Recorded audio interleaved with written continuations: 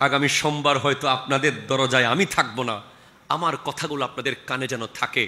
যারা কোরবানি দিবেন, আপনার ঘরের দুয়ারে যখন একজন গরিব এসে এক টুকরো গোশত চায়, মনে রাখবেন খোদা কি কসম, আপনি বড় নসিবওয়ালা যে আপনি কাউকে এক টুকরা গোশত দিতে পারতেছেন। কারণ পৃথিবীতে এমন মানুষ আছে যারা কোরবানি করতেছে ঠিক, দেওয়ার মতো কোনো মানুষ নাই।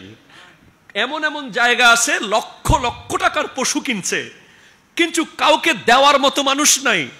আপনার দুয়ারে যদি একটা ভিখারি, একটা গরিব গোশতের জন্য আসে, আপনি মনে রাখবেন এটা আপনার চাঁদ কপাল যে আপনার কোরবানি কবুল হওয়ার একটা বড় ওসিলা এসে গেছে।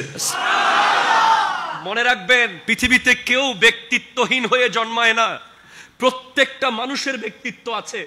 যেই মানুষ আপনার ঘরের দুয়ারে গোশতের জন্য আসে, সেই মানুষও কারো না কারো বাবা, সে কারো না কারো মা, সেই মানুষেরও ব্যক্তিত্ব আছে। সেও লজ্জা পায়, কিন্তু চিন্তা করে যে কতদিন আমার সন্তানরা গোশত চোখে দেখে নাই, আজ কোরবানির দিন আমার সন্তানরা এক টুকরো গোশত খাবে। অনেকে বলি কি আমরা একবার দিছি আবার কেন আসছো? আরে ভাই 10 বার আসলে 10 বার দেন।